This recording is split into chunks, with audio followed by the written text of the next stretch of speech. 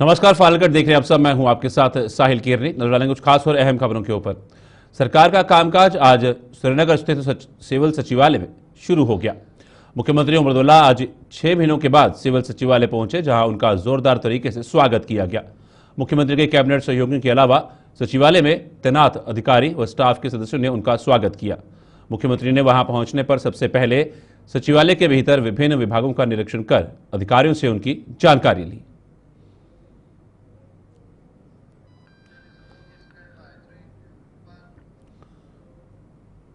दूसरी ओर सचिवालय का निरीक्षण करने के बाद मुख्यमंत्री ने एक्शन में आते हुए वहां अपने कैबिनेट सहयोगियों के साथ साथ पुलिस प्रशासन के अधिकारियों के साथ बैठक की। बैठक में मुख्यमंत्री ने जमीनी स्तर पर गवर्नेंस को पहुंचाने और बजट प्राथमिकताओं को लागू करने पर जोर दिया। मुख्यमंत्री ने कहा कि अगले 6 महीनों में हम जब जम्मू शिफ्ट हों तो हमें चुनौतियों के बावजूद वास्तविक विकास लोगों को दिखा सकें।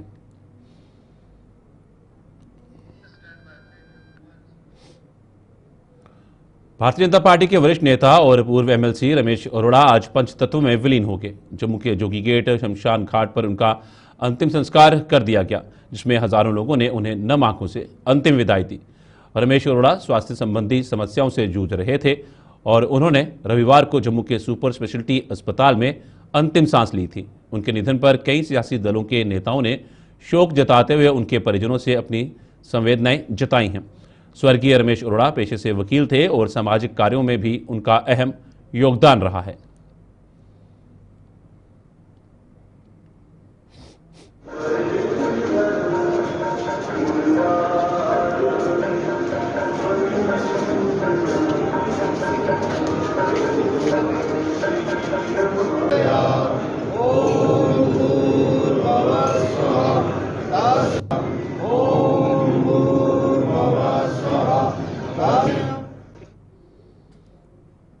जम्मू पठानकोट हाईवे पर सांबा जिले में आज एक बड़ा हादसा होते होते टल गया। चिची माता मंदिर के ठीक सामने हाईवे पर बनी सर्विस रोड भरभराकर बसंतर दरिया में समा गई, जिससे वहां हड़कंप मच गया।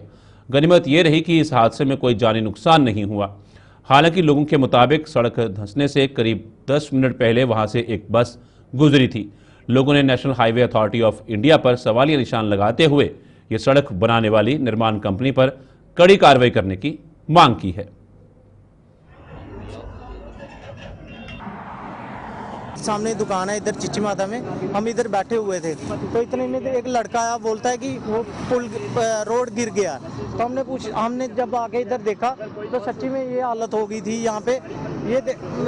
मैं सरकार से यही अपील करना चाहता हूँ कि जिस भी कंस्ट्रक्शन कंपनी ने ये रोड बनाए हैं इनके ऊपर जवाबी कार्रवाई होनी चाहिए, बकायदा इनके ऊपर FIR लगनी चाहिए कि इन्होंने कितना घटिया क्वालिटी का मटेरियल यूज़ किया हुआ है, क्या है, NHAI ने इसको अप्रूव कैसे कर दिया।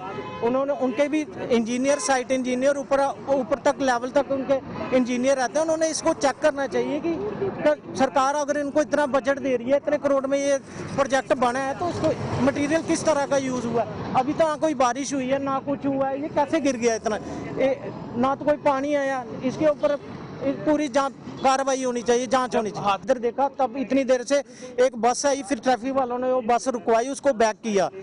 थोड़ी देर पहले 10 मिनट पहले एक बस भी गई थी। तो ये बहुत बड़ा नुकसान, एक बहुत बड़ा खतरा हो सकता था आम पब्लिक के लिए। किसी का फोन आया कि इधर पुल गिर गया है, तो मैं जब देखने आया तो यहाँ पे ये सारे पुल गिर गया था। ये हमारे लड़के इधर खड़े थे, उन्होंने बताया कि एक बस भी इधर से निकली हार्डली कोई 5 मिनट पहले, और एक बड़ा हादसा उनसे बची। वक्फ के जमीनों पर अवैध रूप से कब्जे करने वालों के खिलाफ डंडा चलना शुरू हो गया है। डोडा में आज प्रशासन के आदेश पर की गई कार्रवाई के दौरान वक्फ की जमीनों पर कब्जे करने वालों को जल्द से जल्द जमीनें खाली करने का आदेश जारी कर दिया है। वहीं कुछ संपत्तियों पर ताले भी जड़ दिए गए हैं। कब्जे करने वाले लोगों को चेतावनी दी गई है कि अगर उन्होंने इस आदेश को ना माना तो उनके खिलाफ कड़ी कानूनी कार्रवाई की जाएगी। कड़ी सुरक्षा के बीच ये अभियान डोडा के तहसीलदार और वक्फ डोडा के प्रशासक जावेद अहमद जरगर की मौजूदगी में चलाया गया।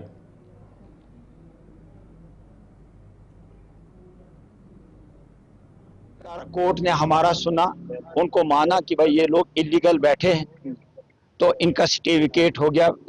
तो आज हम अपने डिप्टी कमिश्नर साहब डोडा के हम बहुत मशकूर और ममनून हैं कि मैंने उनको अप्रोच किया। उन्होंने देखो हमारे नायब साहब हैं, मजिस्ट्रेट भेजा, पटवारी साहब भेजा, इतनी पुलिस भेजी साथ में, तो आपने खुद ही देखा, आप लाइव हमारे साथ थे कि लोगों ने क्या पीलीली कोर्ट में क्या हमारे पास रहने के लिए सिर्फ यही है।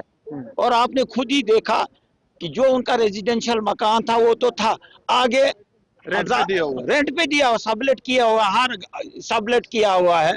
और ये कम्युनिटी की जो प्रॉपर्टी थी, वक्फ बोर्ड की प्रॉपर्टी थी, ये चंद 5-6 लोगों के जेब में जाती थी। अब नीचे देखा आपने, एक कनाल 16 मरले प्राइम लैंड है, वहां कुछ भी बन सकता है और वहां भी काबिज हो गए थे। मेरे ख्याल में आपको हमने पूरी गिनती तो नहीं की, लेकिन ये तकरीबन 20-25 स्ट्रक्चर ऐसे हैं कि जो यहाँ पे 3 ही घर ऐसे हैं कि जिनको रेजिडेंशियल पर्पस की जरूरत थी। बाकी तो इन्होंने सारा कब्जा करके सबलेट किया हुआ। इसमें हम वेरीफाई करेंगे कि जिसके पास नहीं होगी जमीन, हम कोई जालिम तो नहीं, हमको बुलडोजर लगाएंगे, इंसान तो हैं हम भी।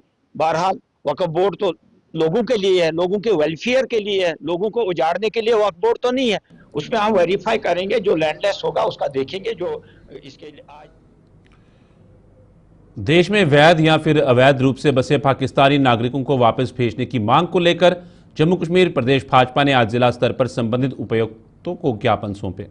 रियासी में भी आज भाजपा के वरिष्ठ नेता विबोध गुप्ता की अध्यक्षता में पार्टी के नेताओं ने डीसी कार्यालय तक एक रैली निकाली और वहां पहुंचकर डीसी को ज्ञापन सौंपा, जिसमें पाकिस्तानी नागरिकों की निशानदेही कर उन्हें वापस भेजने की मांग की गई। इस रैली में भाजपा के कई अन्य नेता भी शामिल हुए और पहलगाम हमले की कड़ी निंदा करते हुए पाकिस्तान मुर्दाबाद के नारे लगाए।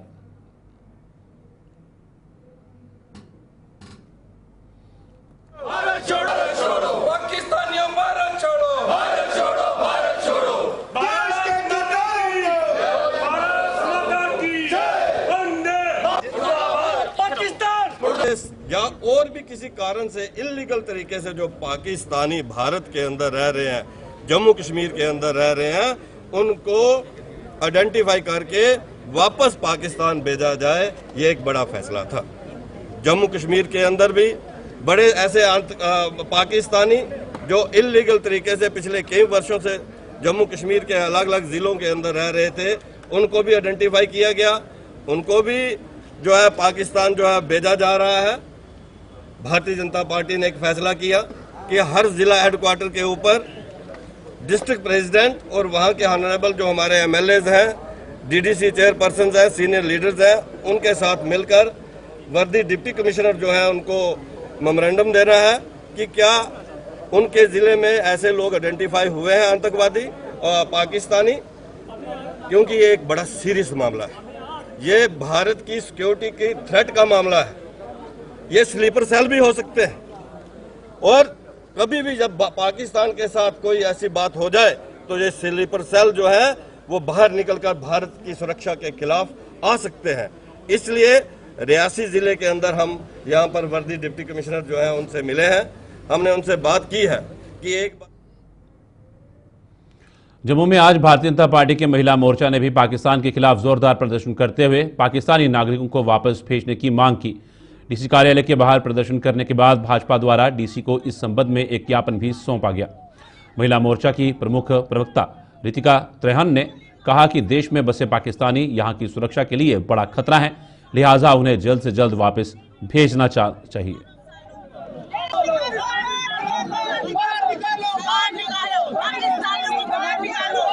जो है पाकिस्तान से आता है और जो निवेद्य रूप से यहाँ पे पाकिस्तानी रह रहे हैं उनके साथ मिलके ये टेररिस्ट एक्टिविटीज करते हैं और गोलियों से आज हमारे भाइयों को भून दिया गया है। इस तरह की एक्टिविटीज दोबारा ना होए, इसके हम ये निवेदन करने आए हैं डीसी साहब से और हमें समर्थन पत्र भी उन्होंने दिया है। हमारे यहाँ पे माननीय अध्यक्ष जी शीर्षद शर्मा जी और माननीय एमपी जुगल किशोर शर्मा जी वो भी इधर हैं, साथ में बहुत सारे विधायक भी आए हैं। तो यही हम चाहते हैं कि यहाँ पे रोहिंग्या हैं जो बांग्लादेशी हैं वो भी यहाँ से उनको भी यहाँ से निकाल दिया जाए, क्योंकि वो हमारे देश के लिए, हमारे जम्मू कश्मीर के लिए एक सिक्योरिटी थ्रेट है। खबरों का सिलसिला यूं चलता रहेगा, फिलहाल रुकेंगे थोड़े से ब्रेक के लिए।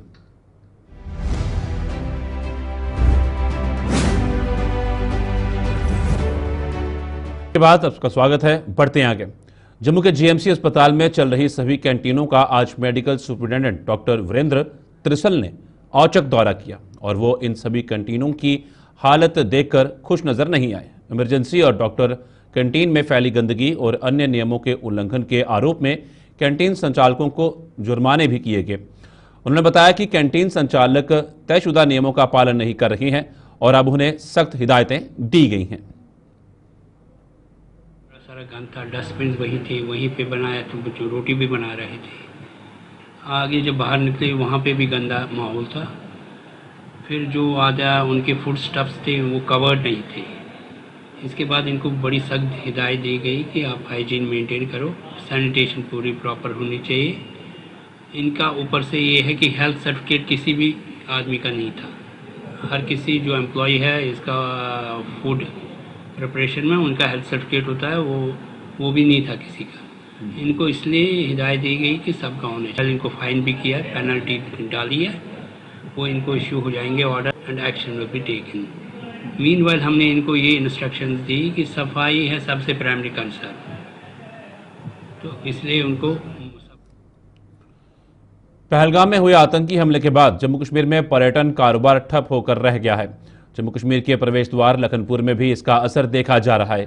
मौजूदा समय में लखनपुर सुनसान पड़ा हुआ है और यहाँ काम धंधा करने वाले दुकानदार भी हाथ पर हाथ धरे बैठे हुए हैं। पहलगाम आतंकी हमले से पहले लखनपुर पर्यटकों से गुलजार रहता था और यहाँ बाहरी राज्यों की गाड़ियों की भरमार लगी रहती थी और वैसे नज़ारा अब यहाँ नहीं दिख रहा है।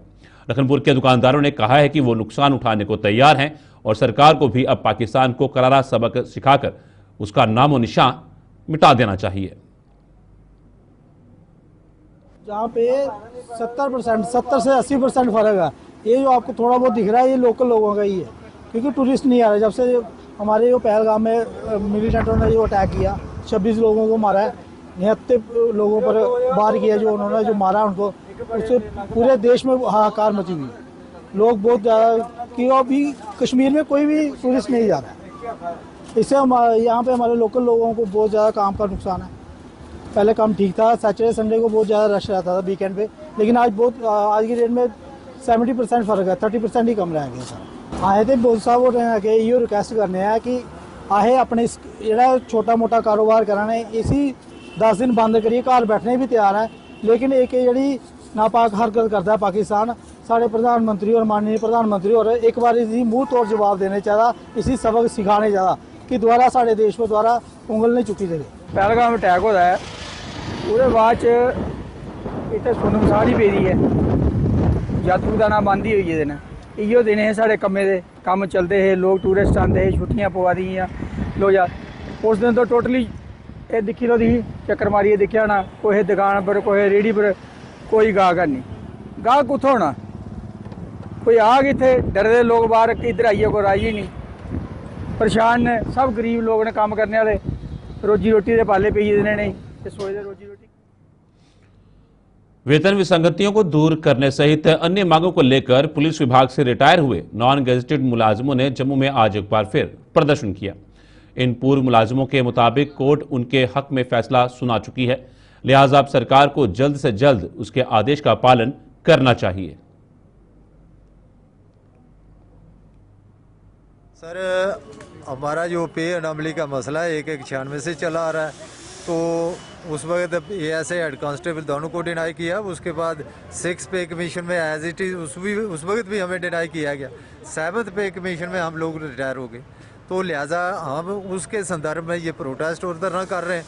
आज तक जितनी भी हुकूमतें आई हैं सबसे हमने रुजू किया, सब उन्हें लारे वादे और झांसे ही दिए, किसी ने इस मसले को हल करने की कोशिश नहीं की। तो अभी रिसेंटली हम 2 साल हो गए, गवर्नर साहब से मिले थे। गवर्नर साहब ने बोला कि आपका मसला बहुत जेन्युइन है और इसको हम वेरी शॉर्टली हल करेंगे। अब हमें मालूम नहीं है कि वो 2 साल में हमारी जो रिप्रेजेंटेशन है कहाँ धूल चाट रही है या किसी रद्दी की टोकरी में, ये नहीं पता चला। तो लिहाजा अब हनेबल कोर्ट ने, जो श्रीनगर ट्रिब्यूनल कोर्ट है, उस कोर्ट ने कोर्ट ने हमारे हक में फैसला दिया है कि इनके साथ इंसाफ किया जाए और इनको इनका पर्दा। जम्मू कश्मीर के कई इलाकों में सुरक्षा एजेंसियों द्वारा सर्च ऑपरेशन चलाए जा रहे हैं। इसी कड़ी में रामनगर में भी सुरक्षा के कड़े इंतजाम किए गए हैं। रामनगर में जगह जगह लगे नाकों पर वाहनों की गहन जांच की जा रही है। गाड़ियों में सवार लोगों से पूछताछ करने के साथ साथ उनके पहचान पत्रों की जांच की जा रही है। पुलिस अधिकारियों का कहना है कि यह सख्ती जनता की सुरक्षा को सुनिश्चित करने के लिए की गई है। कश्मीर में अलर्ट जारी है और अलर्ट के बीच हर जगह पर चौकसी बढ़ा दी गई है। जहां देखा जा रहा है राजौरी, पुंछ, नौशहरा, अखनूर, इन इलाकों में जहां सिक्योरिटी के कड़े बंदोबस्त किए गए हैं, वहीं देखा जा रहा है कि उधमपुर के रामनगर में भी सिक्योरिटी के कड़े बंदोबस्त कर दिए गए हैं। जगह जगह पर नाकाबंदी कर गाड़ियों की चेकिंग जो है वो की जा रही है। जो भी गाड़ी उधमपुर से रामनगर की तरफ आ रही है उसे प्रॉपर तरीके से चेक कर रामनगर के अंदर जाने की इजाजत जो है वो दी जा रही है। तस्वीरों में आप देख सकते हैं कि पुलिस के जवान यहाँ पर तैनात हैं। हर एक गाड़ी को जो है प्रॉपर तरीके से जो है वो चेक कर रहे हैं और उसके बाद उसे जाने की इजाजत जो है वो दे रहे हैं। उसी के साथ साथ अगर देखें तो विदाउट हेलमेट जो बाइक सवार घूम रहे हैं उनके चालान भी जो है वो काटे जा रहे हैं। क्योंकि अगर हम रामनगर की बात करें तो रामनगर में ओवरलोडिंग और उनके जो है युवक जो है वो घूमते रहते हैं। उसको लेकर रामनगर पुलिस जो है वो सतर्क है और रामनगर पुलिस की तरफ से कड़े बंदोबस्त जो है वो किए जा रहे हैं। जिस तरह से सिक्योरिटी को लेकर अगर बात करें तो जगह जगह पर नाकेबंदी कर चेकिंग चल रही है, वहीं सर्च ऑपरेशन भी चल रहे हैं। वहीं आप तस्वीरों में भी देख सकते हैं कि बिल्कुल थाने के पास जो है यहाँ पर नाकाबंदी जो है वो की गई है। हर एक गाड़ी को प्रॉपर तरीके से जो है वो चेक किया जा रहा है, उसके बाद ही जाने की इजाजत जो है वो दी जा रही है। इसके में कुछ दिन पहले हमने देखा था कि कुछ संदिग्ध जो है गतिविधियां सामने आई थी। उसके बाद इस इलाके में भी फेयर प्राइस डीलर्स एसोसिएशन ने उनका पिछले कुछ सालों का भुगतान न किए जाने पर एतराज जताया है। एसोसिएशन ने सरकार के उनके प्रति रवैये पर सवालिया निशान लगाते हुए भुगतान होने तक कामकाज बंद करने का ऐलान किया है। एसोसिएशन के प्रधान अजय गुप्ता ने जम्मू में आज एक प्रेस कॉन्फ्रेंस के दौरान कहा कि उन्हें कोविड काल का भी भुगतान नहीं हो पाया है, जिससे वो आर्थिक तंगी का शिकार होने लगे हैं। हमें लायबिलिटी नहीं मिलती तब तक हमने वो हड़ताल पे हैं, तब तक हम काम नहीं करेंगे। क्योंकि लायबिलिटी जो है उस समय की लायबिलिटी है जब कोविड में डीलरों ने काम किया, उस समय की लायबिलिटी है जब डीलर तड़फ रहा था, उस समय की लायबिलिटी है जब घर घर में कि लोग तड़फ रहे थे, एक दूसरे के सामने नहीं आ रहे थे, उस समय की लायबिलिटी है अगर किसी अफसर से मिलना होता वो 20 फुट दूर रहता, उस समय की लायबिलिटी है। आज यही डीलर जिन्होंने कोविड में काम किया आज मर रहे हैं, भूखे मर रहे हैं, क्योंकि इनको पैसा चाहिए। क्योंकि घर चलाने के लिए हमारी एक ही डिमांड है कि डीलर को all over Indian national committee का है कि 50,000 रुपया पर मंथ मिलना चाहिए। और मेरी यही कहने की ये है कि जब तक हमारी लायबिलिटी ना मिले, क्योंकि आज से 2 मंथ पहले हमने मार्च में प्रोटेस्ट किया के लिए डोगरा सदर सभा द्वारा आज से 23 साल पहले शुरू की गई मुहिम के तहत जम्मू में आज भी एक भव्य कार्यक्रम का आयोजन किया गया। सभा के अध्यक्ष गुलचैन सिंह चाड़क की मौजूदगी में आयोजित इस कार्यक्रम में गर्मियों के इस मौसम में पक्षियों को पानी पिलाने की मुहिम का शुभारंभ आज से कर दिया गया। इस मुहिम में कई स्कूलों के बच्चों ने भी भाग लेते हुए समाज के सभी वर्गों के लोगों से इस मुहिम में योगदान देने की अपील की, ताकि पक्षियों की प्यास बुझाकर उन्हें बचाया जा सके।